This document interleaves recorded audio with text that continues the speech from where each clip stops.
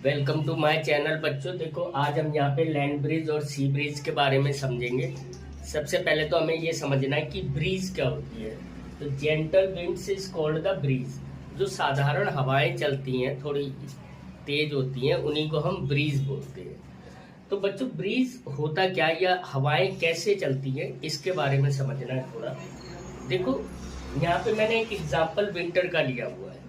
Winter में जो सी होते हैं या समुद्र होते हैं वो ड्यू टू या लैंड से ज्यादा गर्म होते हैं। तो लैंड की तरफ जो समुद्र होता है वहां से गर्म हवाएं किधर आती हैं, लैंड की तरफ आती हैं। तो जो लैंड के पास ब्रीज मतलब ठंडी ब्रीज होती है या कोल्ड ब्रीज होती है, वो कहाँ पे ट्रांसफर हो जाती है, वो समुद्र में ट्रांसफर हो जाती है, समुद्र के एरिया में चली जाती है। ऐसे ही इसका अपोजिट हो जाता है, इसका अपोजिट हो जाएगा समर में। समर में यहाँ से कोल्ड ब्रीज आएगी और यहाँ से हॉट ब्रीज जाएगी या वार्म एयर जाएगी। इतनी बात समझ में आ गई। तो ये होता क्यों है, ये ड्यू टू कन्वेक्शन होता है। कन्वेक्शन क्या होता है, हमेशा जो हॉट होता है या हीटिंग होती है वो कोल्ड की तरफ मूव करती रहती है। क्योंकि ये हॉट है, यहाँ पे कोल्ड है, तो ये एयर ऐसे मूव करेगी, है ना। तो यहाँ की जो कोल्ड एयर है उसको यहाँ पे स्पेस मिलेगा, तो ये कोल्ड एयर यहाँ पे ट्रांसफर हो जाएगी।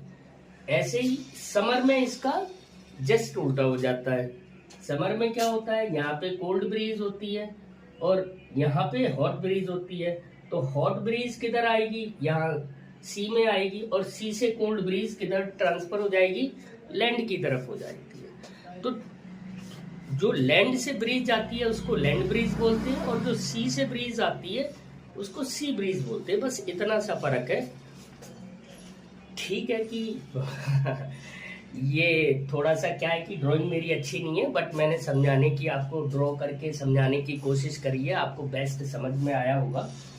तो बस इतना ही होता है, बहुत ज्यादा आपको समझना नहीं है। बस इतना समझना है कि जो लैंड से सी की तरफ ब्रीज जाती है उसको लैंड ब्रीज बोलते हैं और जो सी से लैंड की तरफ ब्रीज आती है उसको सी ब्रीज बोलते हैं।